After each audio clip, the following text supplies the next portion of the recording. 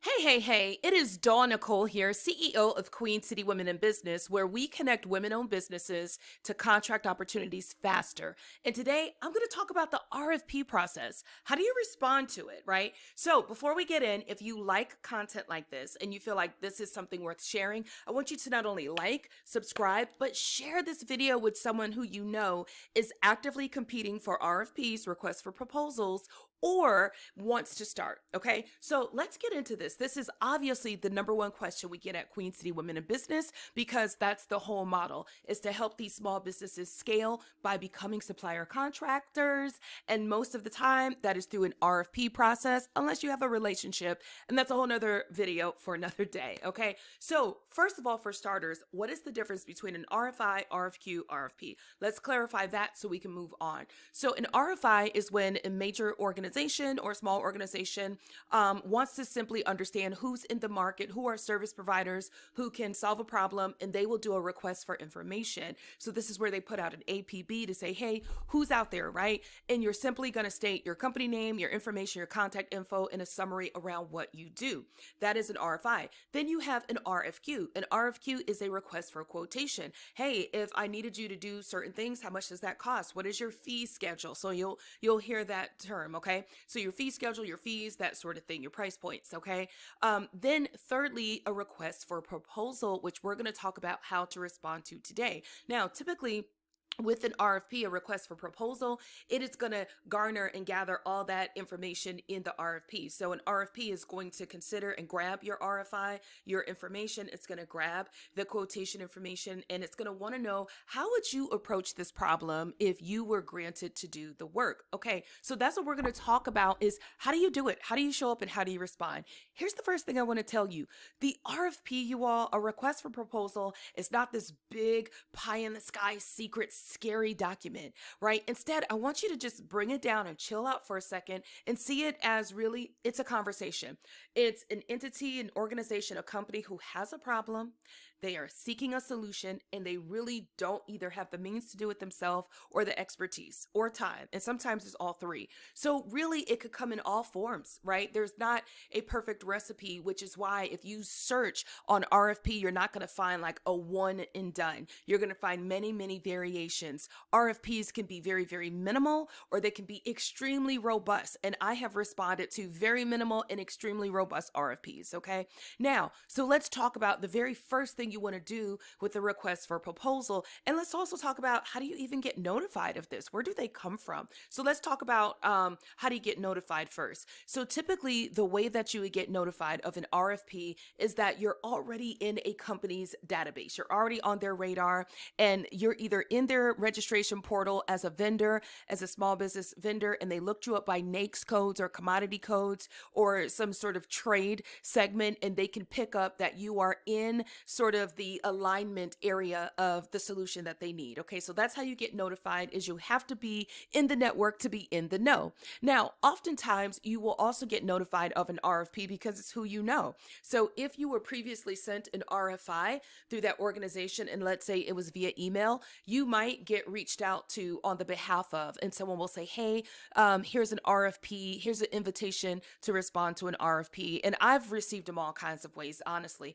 I've received them by building my own relationships, and someone said, hey, let me send you an RFP for this work. So it's very casual. I've also received it through the vendor portal management system, and I've also received it through word of mouth, very casual, through email. So you can receive them all types of ways. Now, what is the first thing you want to do when you get an RFP? I will tell you, my friends, this is a pro tip. Make sure you read the entire thing for like any restrictions and rules. This is so important, because the worst thing that can happen is you spend days completing an RFP and you bring someone else involved, and then you submit it only to realize that you violated something, right? You did something against what the restrictions asked for. For example, some things that RFPs could ask for that you don't see coming if you don't read it. Number one, timing.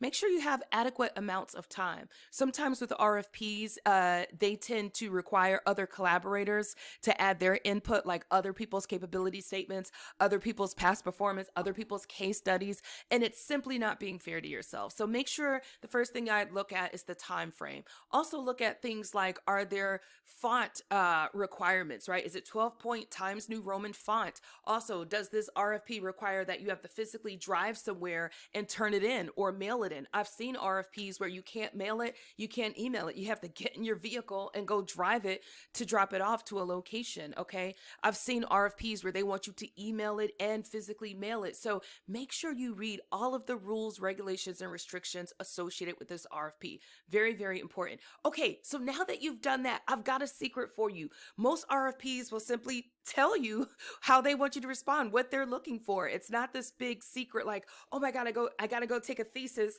or some sort of class before I respond to this RFP. Literally, usually the RFP starts with a problem statement. It's who is the RFP from? What is the problem they're trying to solve, or the solution they are trying to achieve by when? They will articulate what they've already done, what they want specifically, and then your goal, your job, this one is really important, is to read what it is they want and then to look at and to state how you would approach it. In some cases, the RFP may ask you to respond directly inside of a document. If that's the case, then take those answers and put it inside of a document. An RFP may ask you to respond outside of the document on a Word doc template, right? Then simply draft up your response. And we're going to talk about what that response looks like in a second, okay?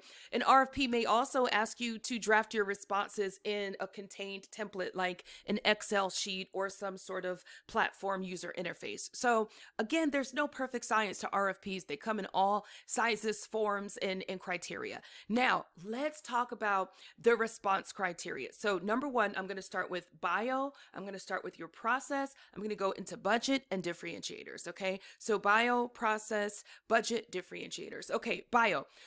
The bio piece is where it all starts, you all. The bio is the beginning of your RFP. It's a 1 to 2 page form that really gives the organizers, right, the decision makers, procurement managers, and officers who you are, a snapshot. This is who we are. So it's a summary of your company, who you are, what you do, who you do it for, what you specialize in. All of this should be in your summary, along with client types that are similarly modeled that you've worked with, right? You want to show them you already have strong past historical performance. And not only do you want to list these clients, you want to list them as references as well. So you want their contact information and any testimonials that you have that go with it, okay? So this is why I like to say 1 to 2 pages is the cover, it's the bio, okay? Next, process. What is your process approach? This should be your 5 to 7 step process, you all. This is not your 20 knee deep down and dirty, right? This is no, high level 5 to 7 process steps on how we do what we do very well as it relates to what they're asking for, okay? So high level process steps, unless it asks you for something specific. And then let me add this pro tip. Along with your process steps, do include case studies. Case studies of similarly modeled ask and past requests to show them that you know what you know you're talking about, you know it for real, okay? With a case study, it should follow a PSR formula, problem, solution, result. What was the problem? Who had the problem exactly? What was the solution you proposed? And what was the result? I like to use about 3 or 4 case studies. And then I also like to use testimonials that go with the case studies, okay? As a result, what was the outcome? So when you got that result, what were the long-term outcomes as evidenced by the client? So again, number 2 is going to be your process along with case studies to back up and support those claims, okay? Next, let's talk about budget. Budget is really, really important. So budget, you want to show that you can do what you can do within the budget that the RFP is asking for. Now, you might say, well, Dawn-Nicole, what if there's no budget? I'm going to say to you, you can always ask. The thing about an RFP and the people who are administering and launching that RFP, the procurement officers, they're not above asking. They are expecting you to ask questions. Now, typically there's a cutoff time for questions. So make sure that you're still within the cutoff time. And before you ask your question, also look to see if this is already part of the FAQs, questions that were already asked and answered. You don't want to be that guy who's asking a question that's already been answered several times, okay? But if you don't see budget, you can ask for budget. And I would just simply ask, are there any budgeting considerations that our team needs to keep in mind? Also, you could do something that we call price bracketing or budget bracketing. This is where if they say, no, there is not a budget in mind, then I would ask around a price bracket, a range, right? I would say, are you all expecting something like this to cost between $50,000 and $150,000? Or,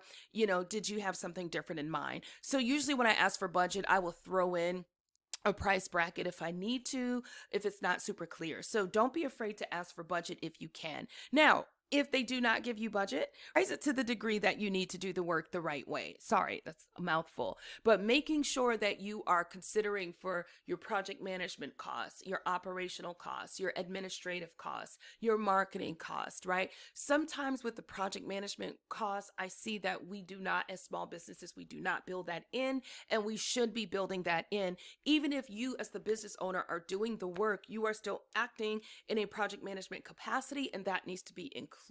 So make sure that you are including. Also, if you're going to have printouts, right? Time and materials, make sure you're pricing for the cost of those materials. I often see you all forget to price for that. Now, as I come to a close, let's talk about differentiators. Differentiators are huge, right? Differentiators as it relates to the project, but also as it relates to your competition, right? Let me just tell you something, and I know you know this.